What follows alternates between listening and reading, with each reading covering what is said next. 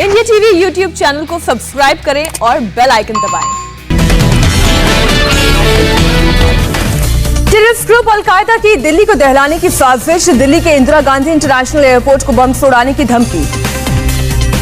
Delhi police को मिला धमकी भरा ईमेल में आतंकवादियों के सिंगापुर से आने की दी गई खबर, एयरपोर्ट ऑपरेशंस कंट्रोल सेंटर को किया गया सूचित। एसओपी के तहत सभी सुरक्षा संचालन नियंत्रण केंद्र ने सभी संबंधित एजेंसियों को दी जानकारी और कर्मचारियों को सतर्क रहने के लिए कहा। धमकी मिलने के बाद एयरपोर्ट के सभी टर्मिनल पर एंटी सैबोटाज चेक किया गया, प्रवेश नाकों पर वाहनों की जांच और गश्त भी तेज कर दी गई।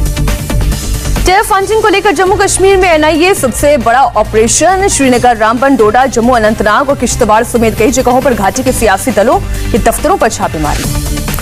एनआईए की सीआरपीएफ के साथ मिलकर 40 से ज्यादा जगहों पर छापेमारी। एनआईए की ये रेड बैन किए गए संगठन जमात इस्लामी से कनेक्शन रखने वालों के ठिकानों पर हो रही है। टेरर फंडिंग केस में आज छापेमारी शुरू करने से पहले एनआईए ने दर्ज किया नया केस। एनआईए के टारगेट पर फलाह-ए-आम ट्रस्ट भी है। इस ट्रस्ट के नौगाम वाले दफ्तर पर रेड पड़ी। सीमा सुरक्षा को लेकर बड़ा कदम, लद्दाख के नयोमा में तैनात जवानों को दी गई अमेरिकन राइफल और स्विस MP9 पिस्टल। भारत ने चीन सीमा पर तैनात सैनिकों के लिए दिया था 75,000 राइफल्स का ऑर्डर। अमेरिकी कंपनी SIG सौर से हुआ था 780 करोड़ रुपए में सौदा। LAC पर चीन से निपटने की डबल तैयारी, भारतीय सैनिकों के लिए बनाए जा रहे हैं मॉड्यूलर शेल्टर, आधुनिक गन से लैस किए गए भारतीय सैनिक। मॉड्यूलर शेल्टर में बिजली सप्लाई, गर्म पानी, हीटिंग की सुविधा का रखा गया है खास ख्याल। सैनिकों को दुश्मनों पर कड़ी निगरानी रखने में मिलेगी मदद। शेल्टर में -35 to 40 डिग्री में भी रह सकते हैं 40 सैनिक। कुलगाम में आतंकियों ने पुलिस टीम पर किया हमला, एक पुलिसकर्मी शहीद। टोक्यो ओलंपिक्स में भारत ने रचा इतिहास, ओलंपिक इतिहास में भारत ने अब तक के सबसे ज्यादा 7 मेडल जीते। टोक्यो ओलंपिक में भारत ने 1 गोल्ड, 2 सिल्वर, 4 ब्रॉन्ज मेडल अपने नाम किए। जावलिन थ्रो में नीरज चोपड़ा ने साधा गोल्ड पर निशाना। 87.58 मीटर भाला फेंककर नीरज चोपड़ा ने जीता गोल्ड। ओलंपिक के ट्रैक एंड फील्ड में भारत ने पहली बार मेडल जीता। मेडल जीतने के बाद बोले नीरज, यह देश मेरे और मेरे देश के लिए गर्व का पल है, मुझे सबका साथ मिला। गोल्ड मेडल जीतने के बाद नीरज को बधाइयों का संदेश। नीरज ने कहा, मैं अपना मेडल मिल्खा सिंह को समर्पित करता हूं। फेडरेशन और बाकी लोगों का भी उन्होंने शुक्रिया किया, कहा कि सपने को पूरा मैंने मिल्खा सिंह के किया है। इंडिया में बहुत टैलेंट है, अब ज्यादा एथलीट निकलेंगे। नीरज चोपड़ा ओलंपिक्स में इंडिविजुअल गोल्ड मेडल दिलाने वाले सिर्फ दूसरे खिलाड़ी। 2008 के बीजिंग ओलंपिक्स में अभिनव बिंद्रा ने शूटिंग में भारत के लिए जीता था gold medal. Golden boy Neeraj Chopra की बटालियन 16 राजपुताना राइफल्स ने भी मनाया जश्न, जवानों ने भारत माता की जय के नारे लगाए। हरियाणा के पानीपत में नीरज चोपड़ा के घर पर खुशी की लहर, लोगों ने नीरज के घर वालों के साथ मनाया जश्न, तिरंगा लेकर झूमते दिखे फैंस। पश्चिम बंगाल की सिलीगुड़ी में भी लोगों ने नीरज चोपड़ा के गोल्ड जीतने पर केक काटकर जश्न मनाया, पटाखे भी फोड़े। हैदराबाद में भी नीरज चोपड़ा के गोल्ड जीतने पर खुशी का माहौल, हॉकी खिलाड़ियों ने जीत की दी बधाई। नीरज की जीत पर जम्मू में सीआरपीएफ ने मनाया जश्न, चक दे इंडिया के नारे लगाए। पीएम मोदी ने नीरज चोपड़ा से बात कर गोल्ड मेडल जीतने की बधाई दी, कहा आपने देश का नाम रोशन किया।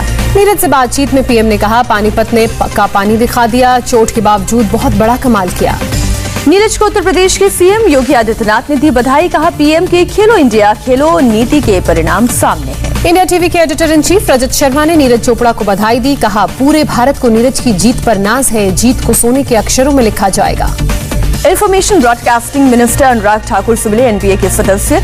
इंडिया टीवी के एडिटर इन चीफ और एनबीए के प्रेसिडेंट रजत शर्मा की अगुवाई में मेंबर्स ने की अनुराग ठाकुर से मुलाकात।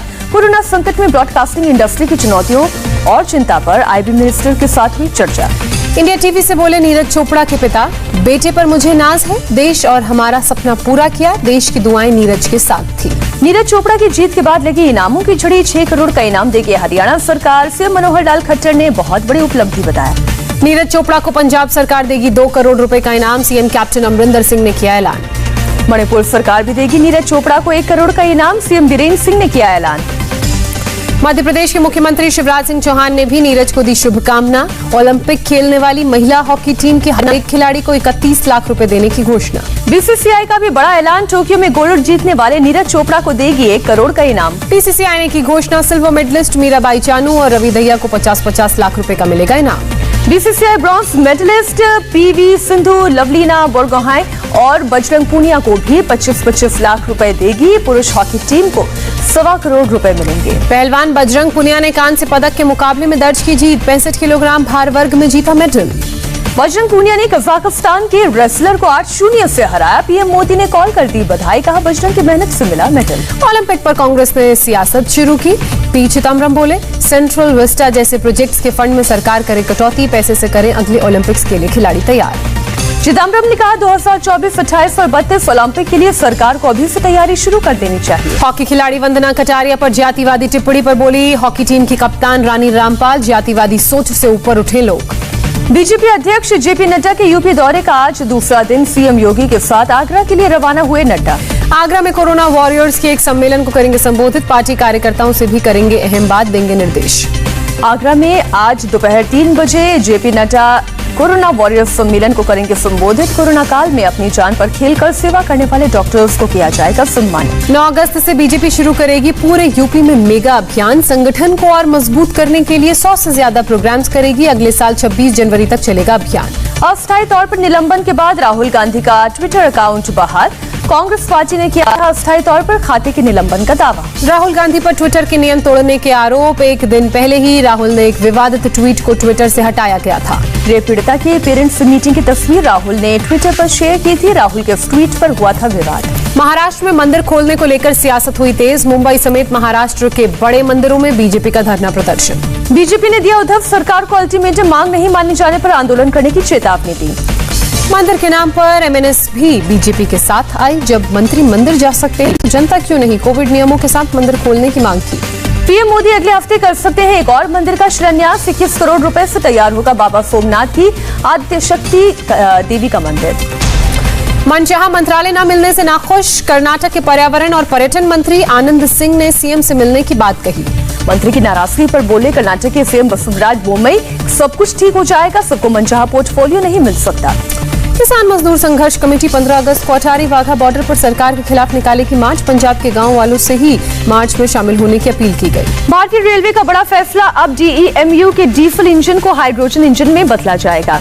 सबसे पहले सोनीपत से जींद के बीच चलने वाले डीईएमयू के इंजन में बदलाव किया जाएगा। 21 सितंबर को इसके लिए टेंडर निकाले जाएंगे। इंडिया टीवी के पॉलिटिकल कार्टून ओएमजी को मिला बेस्ट डिजिटल कंटेंट एनिमेशन 2021 का अवार्ड। टैलेंट ट्रैक अवार्ड्स 2021 में मिला सम्मान। असम मिजोरम के बीच तनाव कम करने की कोशिश लगातार तेज, असम से मिजोरम भेजी जा रही हैं गाड़ियां। लैलापुर में खुद असम के मंत्री परिमल और अशोक सिंघल मौजूद। आगामी चुनावों पर बोले JDU president Rajiv Ranjan Singh, NDA में सम्मानजनक सीटें नहीं मिली तो अकेले लड़ेंगे चुनाव। ललन सिंह के बयान पर आरजेडी नेता शिवानंद तिवारी बोले बिहार में इस गठबंधन में अब नहीं रहा पहले जैसा रिश्ता।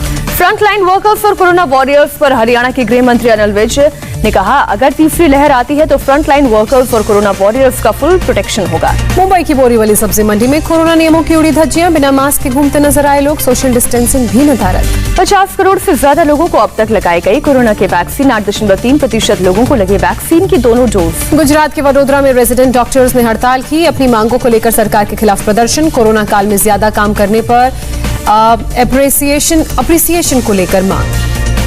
जम्मू कश्मीर के उधमपुर में चनैनी में तवी नदी का जल्द बनेगा एक पक्का पुल। लंबे वक्त से नदी पर पक्का पुल बनने का इंतजार कर रहे हैं इलाके के लोग। विजाग में शनिवार और रविवार शाम 5 बजे से सुबह 6 बजे तक बंद रहेंगे।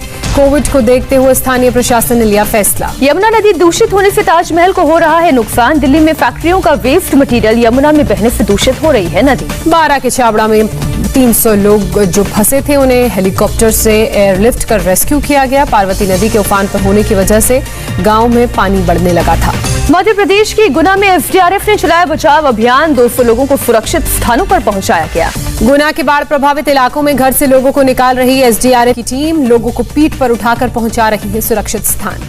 बिहार झारखंड में आसमानी बिजली फिर बनी आफत। बांका में 7 लोगों की मौत, झारखंड में 8 की मौत। उत्तर प्रदेश के जालौन में यमुना नदी में बोट डूबने से 2 लोगों की मौत हुई। 2 लोग लापता, एनडीआरएफ की टीम बाकी लोगों की तलाश में जुटी।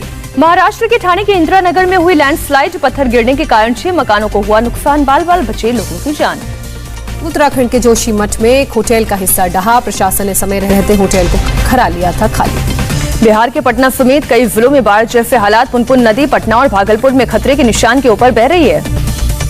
Greater Noida eastern peripheral expressway पर खड़े ट्रक को बस ने मारी टक्कर, एक की मौत, 12 से ज्यादा यात्री घायल, बस में सवार थे 100 पैसेंजर्स।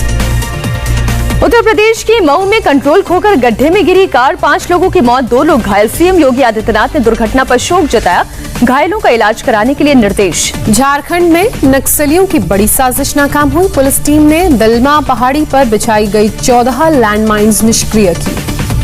बिहार जेल में गैंगस्टर अंकित गुर्जर की मौत मामले में आयोग की रिपोर्ट से खुलासा, दूसरी जेल में शिफ्ट नहीं होना चाहता था अंकित, जेल स्टाफ के साथ हुई थी उसकी झड़प। बारामूला में जम्मू कश्मीर पुलिस की अच्छी पहल, युवाओं से नशे की लत छुड़वाने के लिए चला रहे हैं नशा मुक्ति केंद्र। मध्य प्रदेश के इंदौर पुलिस ने 1 किलो ड्रग्स के साथ तस्कर को गिरफ्तार किया, 1 करोड़ 10 लाख रुपए है ड्रग्स की कीमत। पश्चिम बंगाल के मुर्शिदाबाद में क्रूड बम बरामद, शमशेरगंज के जंगलों में छिपा कर रखे गए थे बम। आंध्र प्रदेश के पोलावरम में प्रेशर टनल का काम शुरू, गोदावरी नदी का 3000 टीएमसी पानी बर्बाद होने से बचेगा, बिजली उत्पादन और दूसरी जरूरतों को पूरा करने में इस्तेमाल हो पाएगा पानी। तमिलनाडु की मदुरई में ताइक्वांडो कोच का कमाल, 1 मिनट में किक से 37 कंक्रीट की ब्लॉक्स तोड़कर Guinness book of world record में दर्ज कराया नाम। दिल्ली में बड़ी मात्रा में हथियारों की खेप बरामद, गुप्त सूचना के आधार पर छावला इलाके में की छापेमारी, पुलिस ने ट्रैप पर गुब्बारे वाले के पास छापा मारकर 20 पिस्टल बरामद किए। मुंबई के कस्तूरबा अस्पताल में एलपीजी गैस का रिसाव, आसपास के वार्ड से 58 मरीजों को शिफ्ट किया गया। जम्मू कश्मीर के पुंछ में भालू के हमले में एक शख्स घायल, अस्पताल में भर्ती कराया गया। उड़ीसा के मयूरभंज में हाथियों ने उत्पात मचाया, रिहायशी इलाकों में घुसकर दर्जनों घरों को नुकसान पहुंचाया। देश में कोरोना के 39,000 से ज्यादा नए केस आए सामने, 24 घंटे में 491 लोगों की गई जान, करीब 44,000 मरीज रिकवर। केरल में कोरोना के 20,367 नए मामले, 139 मरीजों ने दम तोड़ा, 20,000 से ज्यादा मरीज रिकवर हुए। महाराष्ट्र में कोरोना के 6,061 नए केस, बीते 24 घंटे में 187 लोगों की हुई मौत। दिल्ली में सोमवार से खुलेंगे साप्ताहिक बाजार, सीएम अरविंद केजरीवाल ने कोरोना नियमों के पालन की अपील की। देहरादून के संत निरंकारी भवन में मेगा वैक्सीनेशन सेंटर की शुरुआत, सीएम ने कहा 4 महीने में 100% वैक्सीनेशन का काम पूरा होगा। टोक्यो में चलती ट्रेन में एक शख्स ने यात्रियों पर किया चाकू से हमला, 10 घायल, 1 की हालत नाजुक। ताइवान में तेज बारिश के बाद आई बाढ़ ने मचाई भारी तबाही, बाढ़ की तेज धार में पत्ते की तरह बह गया पुल, हादसे में कोई घायल नहीं। ग्रीस के जंगलों में 3 जगहों पर भीषण आग लगी, 1400 से ज्यादा लोगों को सुरक्षित स्थानों पर पहुंचाया गया। उत्तरी कैलिफोर्निया में डर के साए में जी रहे हैं लोग, आग की वजह से हजारों घर जलकर खाक। ट्रेंट ब्रिज टेस्ट में भारत जीत से 157 रन दूर, इंग्लैंड ने जीत के लिए 209 रनों का लक्ष्य रखा, रोहित शर्मा और चेतेश्वर पुजारा मैदान में डटे।